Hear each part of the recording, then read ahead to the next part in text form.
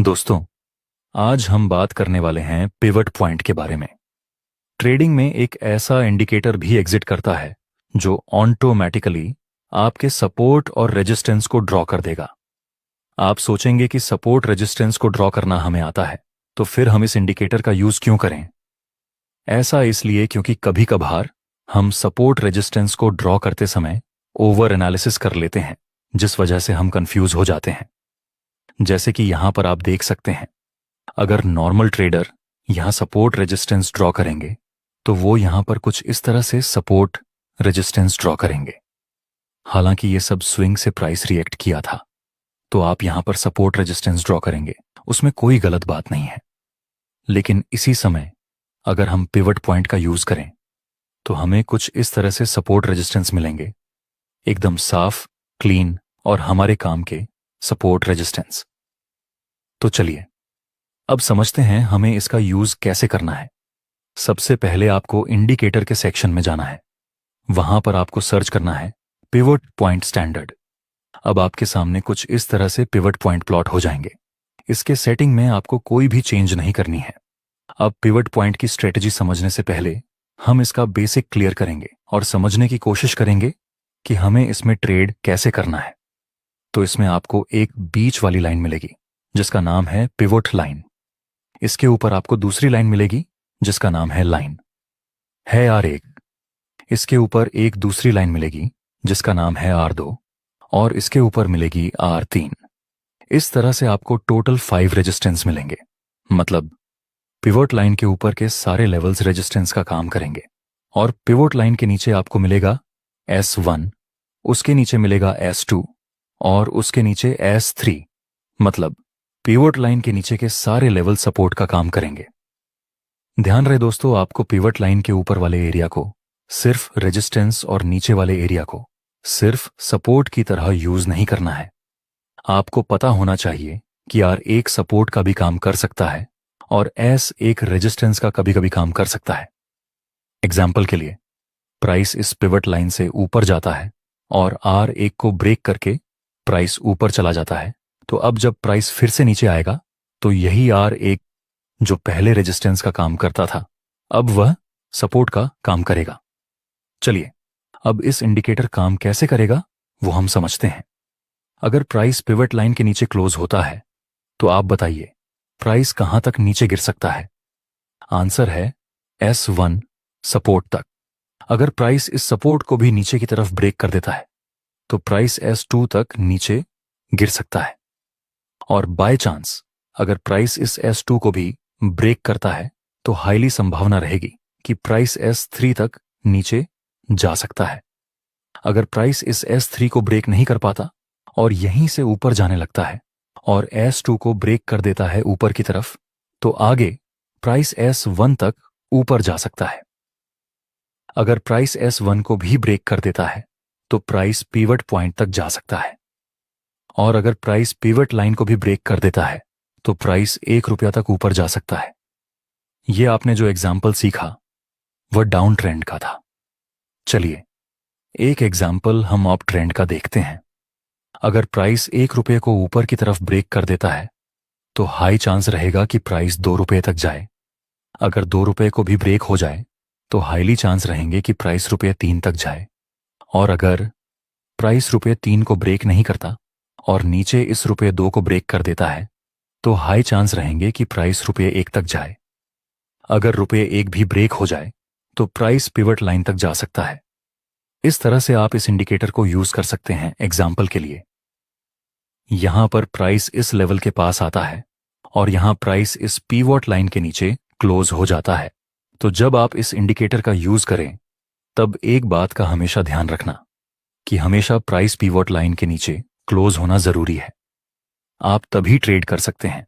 तो यहां price pivot line के नीचे क्लोज किया है और यहां पर एक बेयरिश पैटर्न का सिग्नल भी है, तो यहां पर आप सेल में ट्रेड कर सकते हैं। आप इस कैंडल के हाई के ऊपर अपना स्टॉप लॉस लगा सकते हैं। और अब आपको पता है कि प्राइस इस S1 तक नीचे गिर सकता है और अगर प्राइस ने इस S1 को ब्रेक कर दिया तो S2 तक प्राइस नीचे गिर सकता है। तो आपका पहला प्रॉफिट टारगेट यहां पर रहेगा यहां पर आप अपनी 50% क्वांटिटी को बुक करके बाकी के प्रॉफिट को ट्रेल कर सकते हैं। नेक्स्ट प्राइस नीचे गिरता है। यहां पर अभी प्राइस ने S1 को ब्रेक नहीं किया। जब भी आपको ऐसे वीक वाली कैंडल बनाकर प्राइस ब्रेकडाउन करता हुआ दिखे, तब इसको हम ब्रेकडाउन नहीं कहेंगे। तो फिलहाल के लिए हम यहां पर अपनी 50% क्वांटिटी को बुक कर देंगे और बाकी के प्रॉफिट को होल्ड करेंगे। नेक्स्ट प्राइस फिर से नीचे गिर जाता है, जिसके साथ हमारा दूसरा प्रॉफिट टारगेट भी कंप्लीट हो जाता है। यहां पर आपका प्रॉफिट टारगेट कंप्लीट तो हो गया और आपका रिस्क रिवॉर्ड रेशो भी 1 से 4 के आसपास था। लेकिन अगर आपके सामने सिर्फ यहां तक का ही चार्ट होता तो आप यहां पर क्या करते? क्या आप यहां पर बाय करते? क्योंकि इस सपोर्ट के पास हमें एक बुलिश कैंडल का सिग्नल मिला है, और अगर आप यहां पर बाय करते तो आपको पता ही है कि आपका स्टॉप लॉस हिट हो जाता। तो यहां पर आपको बाय नहीं करना है। इसका रीजन यह है कि यहां पर नजदीक में ही एक इंपॉर्टेंट रेजिस्टेंस है। अब कुछ लोग कहेंगे कि सपोर्ट रेजिस्टेंस हमें ड्रॉ ना करना पड़े, इसलिए तो हमने इस इंडिकेटर को यूज किया है। तो फिर यहां पर हम अपने हाथों से दूसरा एक सपोर्ट लेवल क्यों ड्रॉ करना है? तो देखिए, पिवट पॉइंट का हम इसलिए नहीं यूज करते कि हमें ऑटोमेटिक सब लेवल ड्रॉ करे हुए मिल जाए। हम पिवट पॉइंट का यूज इसलिए करते हैं कि हमारे सपोर्ट और रेजिस्टेंस की एक्यूरेसी इंक्रीजेस हो जाए। तो यहां पर एक इंपॉर्टेंट लेवल है, इस वजह से इस ट्रेड में हम बाय नहीं कर सकते। और दूसरा रीजन यहां पर बाय ना करने का यह है कि यह डाउन ट्रेंड भी है और यहां पर एक इंपॉर्टेंट लेवल भी है। इस वजह से हमें यहां पर बाय नहीं करना चाहिए। चलिए एक दूसरा एग्जाम्पल देखते हैं। यहां पर आप देख सकते हैं प्राइस इस पीवट लाइन और इस R1 के बीच में मूव कर रहा है। नेक्स्ट प्राइस नीचे गिरता है और यहां पर हमें फिर से बुलिश कैंडल का सिग्नल मिलता है। जनरली साइडवे मार्केट में हम ट्रेड नहीं करते, लेकिन जब साइडवे मार्केट की रेंज थोड़ी ज्यादा हो और हमारा रिस्क रिवॉर्ड रेशियो पर ज्यादा असर ना हो, तब हम साइडवे रेंज में भी ट्रेड कर सकते हैं। तो यहां पर आप अपना स्टॉप लॉस लगाकर यहां तक का अपना प्रॉफिट टारगेट रख सकते हैं। मार्केट अभी साइडवे रेंज में है, इसलिए हम प्रॉफिट को ट्रेल करने के बारे में ज्यादा नहीं सोचेंगे। नेक्स्ट प्राइस ऊपर जाता है, जिसके साथ हमारा प्रॉफिट टारगेट कंप्लीट हो चुका है। अगर प्राइस ने इस R1 को ब्रेक कर दिया तो प्राइस R2 तक जा सकती है, और अगर प्राइस ने R1 से नीचे गिरने की शुरुआत की तो प्राइस इस रेंज तक जा सकती है। नेक्स्ट प्राइस थोड़ा सा कंसोलिडेशन करता है और उसके बाद हमें एक हैमर एंड कंफर्मेशन कैंडल का सिग्नल मिलता है।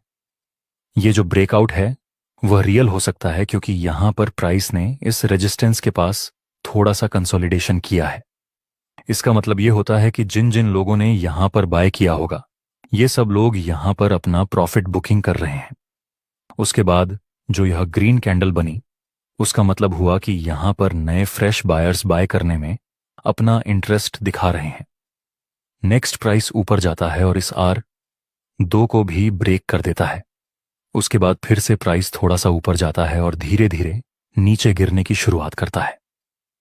अब यहां पर आप देखो तो प्राइस ने इस ₹2 को नीचे की तरफ ब्रेक कर दिया है। क्या आपको सेल में एंट्री करनी चाहिए? मैं कहूंगा कि आप रिटेस्ट का वेट करें तो ज्यादा बेहतर रहेगा।